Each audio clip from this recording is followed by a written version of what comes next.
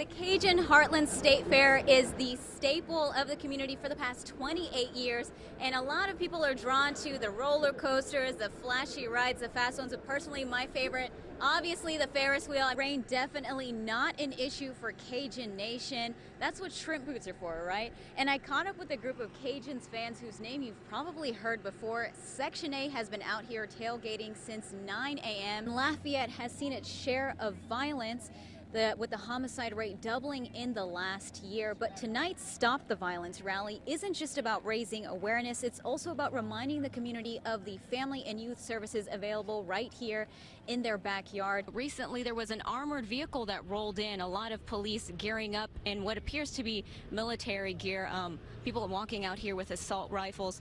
The last we've heard, the police have been able to get in touch with the suspect who is inside. They're trying to negotiate. The last resort, of course, is tear gas. This would be the second deployment of tear gas. They are in contact with the suspect's family. We know that a brother is on the scene trying to speak with the suspect, but the St. Landry Parish Sheriffs did say that negotiations would not last all day. And of course, the next step would be going inside the convenience store to contract the suspect. As you can see, there are a lot of people out here just trying to figure out what's going on. Something like this doesn't happen in a town like Sunset. Well, thank you so much for your time, and we're being told now that the suspect is in custody. Last we heard, they had deployed some tear gas to try and get the suspect out. They were in contact with his family. His brother was here at the scene, but we're hearing now that police were able to get the suspect out of the convenience store. High school graduation is a time to celebrate the achievements of young adults as they start a new chapter in their lives. But hearts were heavy at Westgate High School's commencement ceremony on Wednesday in the absence of Nick Pelche, a graduating senior, and his younger brother Christian. Nick Pelche's graduation cap was placed in his empty chair adorned in white cloth and a black ribbon. And to our dear classmate Nick Pelche and his little brother Christian. Co-valedictorian and student of the year Lena Siamat says it was a night of mixed emotions. Handing out roses and putting it on his chair and in the front, it was just, he will be missed dearly. We were really excited. We came on the hall, we were all chanting.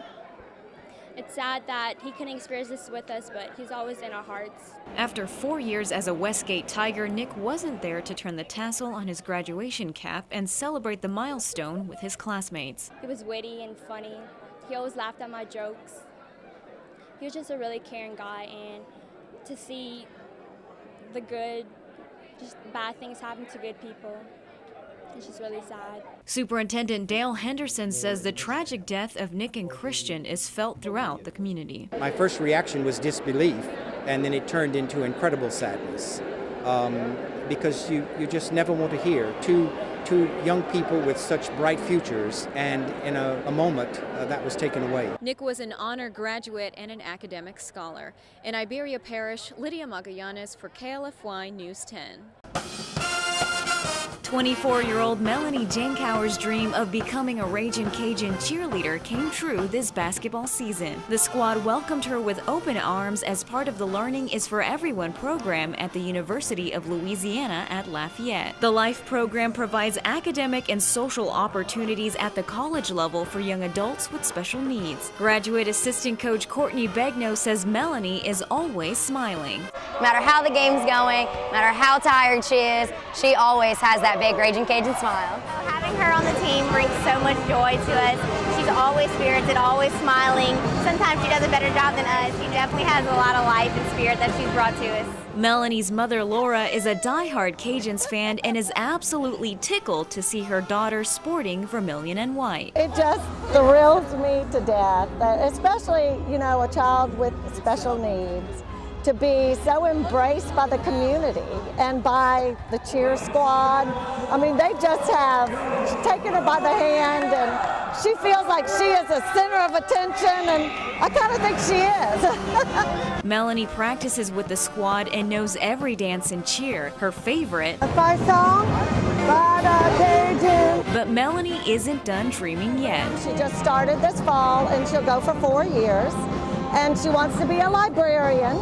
So she's in the library science program here. With a pair of pom-poms and a big red hair bow, Melanie's joie de vivre is contagious. She really does put a smile on every single person's face that she encounters. She definitely brings life to the team. In Lafayette, Lydia Magallanes, News 10 Sports. A St. Martinville house fire turned homicide investigation has left family, friends, and the community piecing together the death of a woman described as a loving mother, always willing to offer a helping hand to anyone in need. Nobody deserves that. It's going to be hard, but I just have to be strong for me and my brother because I'm all he has now. Thursday morning, firefighters discovered the body of Susan George after containing the blaze and entering the Margaret Street home. The cause of death is unknown, but investigators are treating the case as a homicide. George's son, Kendall Livingston, who lives with his mother, was on a field trip in Lafayette when he heard the news. My phone was going off. A lot of people was hitting me up like, hey, you need to get home. She was a great mother.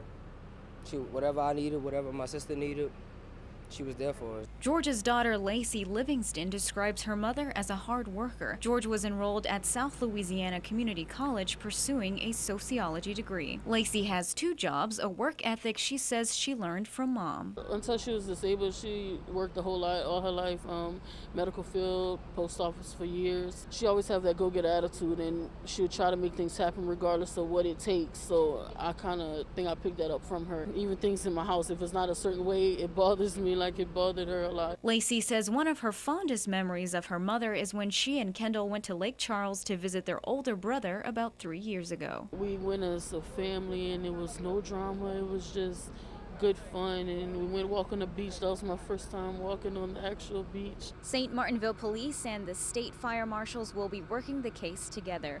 In St. Martinville, Lydia Magallanes for KLFY News 10.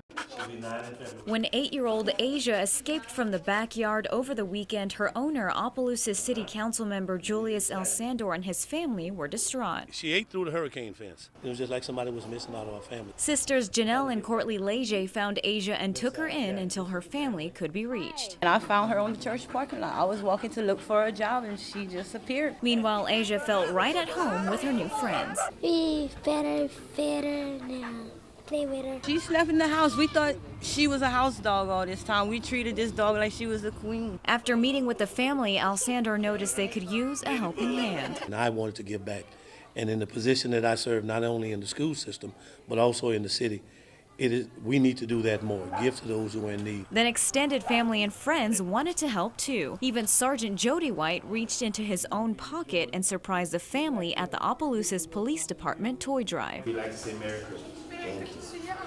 And what began as a simple thank you turned into dozens of gifts to be opened on Christmas morning. It happened for a reason, as everything in life does. We've reached out and touched another family. So I'm grateful, and I thank the Lord for allowing me to be able to do this too. For the struggling family, this year, Santa Claus came in the form of a mischievous blue-eyed husky named Asia. She caused some problems every now and then, as old dogs do, but she's part of the family. That wronged her. Yep.